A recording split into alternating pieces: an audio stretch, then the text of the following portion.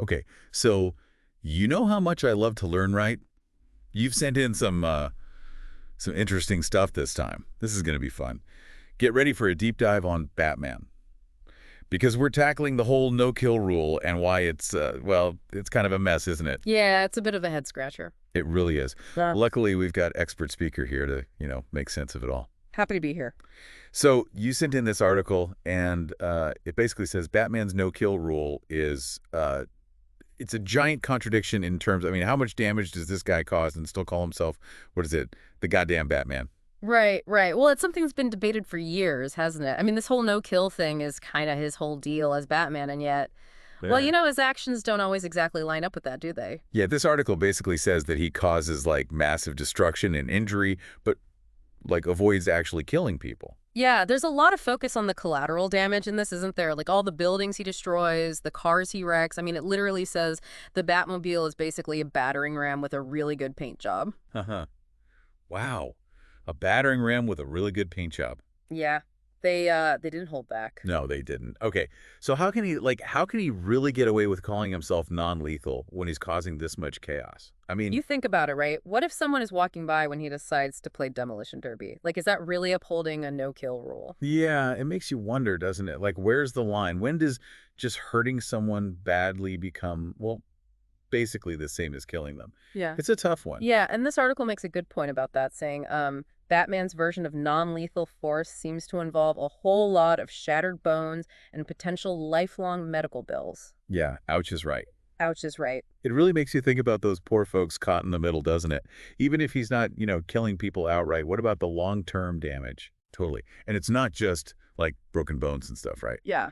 This article talks about the psychological impact of, like, even just encountering Batman.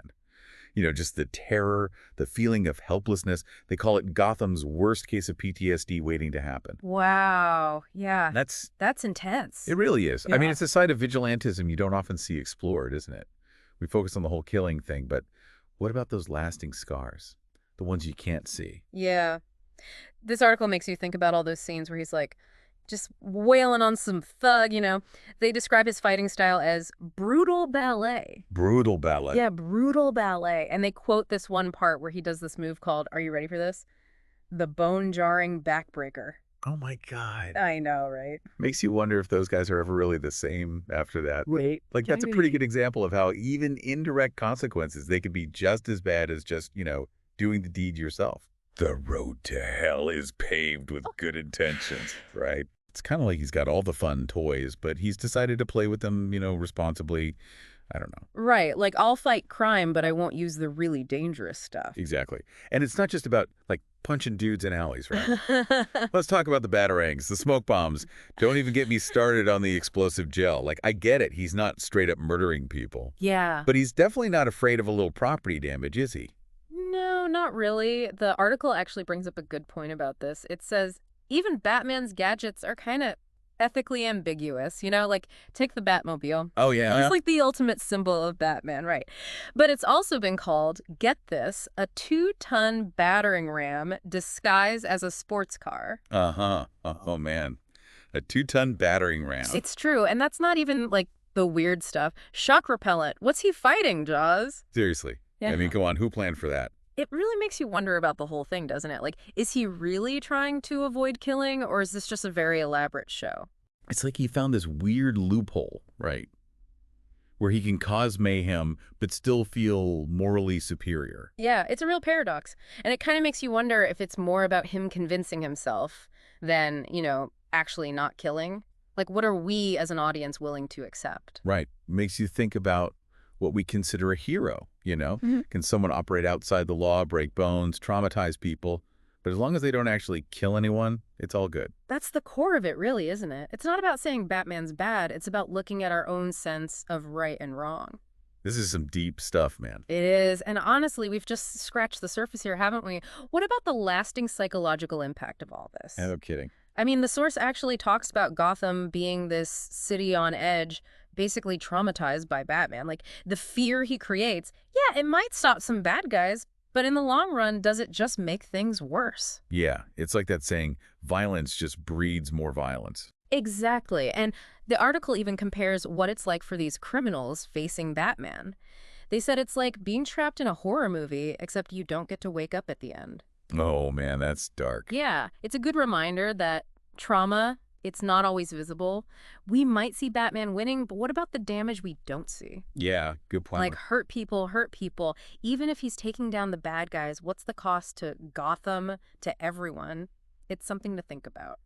So, like, we've talked about all the buildings, the mental stuff. Hmm. Is there even, like, a right answer here when it comes to, like, judging Batman? Well, that's the thing about these, complex characters, right? There aren't always easy answers. This article, it actually says that that's part of what makes Batman interesting. He makes us think about the fact that sometimes there's no clear right or wrong? It's true, we like our heroes simple, but the world's not like that, is it? Nope, not at all.